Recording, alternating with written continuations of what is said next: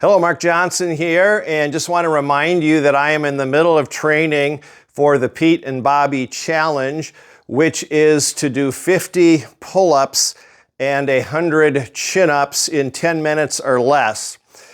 A couple of weeks ago, I took on the challenge with no training, and I did 45 pull-ups and 90 chin-ups, so ran just a little bit short. So I decided I would train for 4 weeks and then come back. So in 2 weeks from today, I will do the actual challenge. And just to let you know, I've been training 3 times a week for it. One time all push-ups, another time all chin-ups, and then a third time combining the two. So what I'm going to do in the rest of this video is I'm going to show you how to make kind of a do-it-yourself platform for resistance bands. Now, if you don't use resistance bands or have no interest, then this video may not be of interest to you. But I want to encourage you to consider resistance bands, especially if you have an interest in being able to work out at home, because they are inexpensive and don't take up much space. You could throw them in a drawer or whatever. They're light, and you can get different width bands, and so really very customizable. If you use resistance bands, I suggest you make a platform. Now I have this platform set on a stool just so it's easier for you to see. But if you're fairly strong or you get stronger, if you're standing on the bands, they put unnecessary pressure on your feet. So you really do want to make a platform.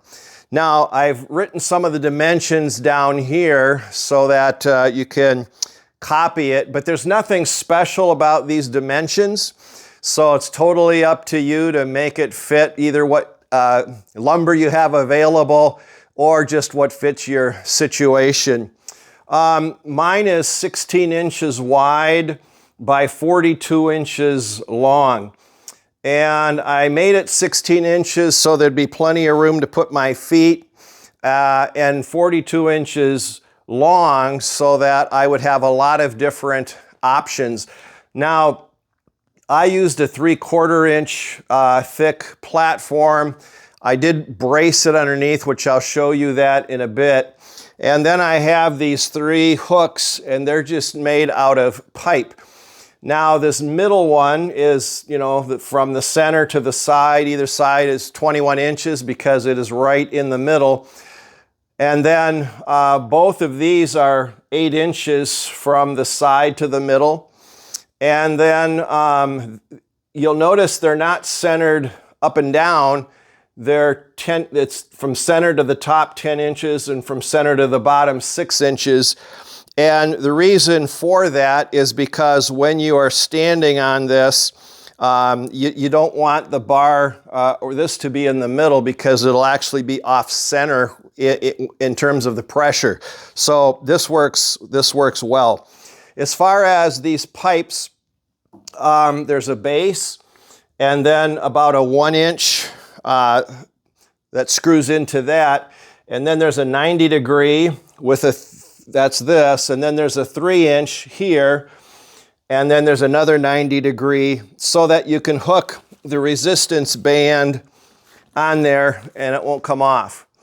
Now, initially I painted these black, but found out that with wear and tear, the paint wears off.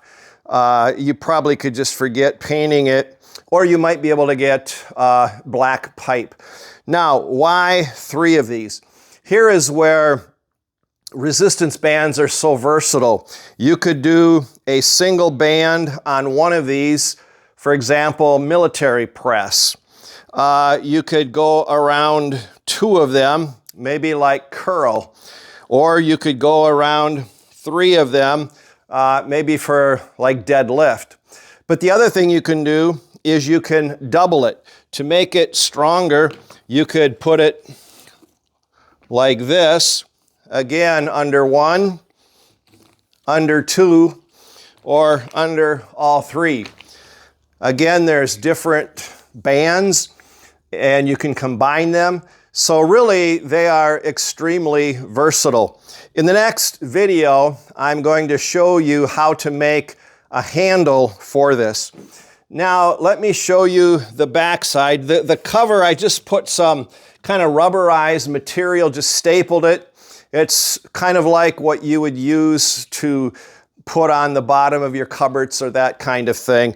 I tend to work out barefoot, so I like to get a little better traction and to have it a little softer. Underneath, you certainly want your screws that hold the base to be very strong. And I put 2x4s on both sides all along it. And then I added another piece of 3/4 inch just to brace it. And I just had it around. So my top piece is 3/4 inch. And then I just put this inside 3/4 inch. The thing is where you have your bolts, you do want it recessed a little bit, which is why I put the 2x4s in so that these don't rub against the ground. Well, if that's of interest to you, just wanted to give you some ideas. Of course, you can put this under a bed, lean it up against the wall, and get it out of your way if storage is an issue. All right, well, be watching then for the next video on how to make the bar that you can use along with this. So I'll catch you next time. And then until then, here's to your health, both physically, but especially spiritually. See you next time.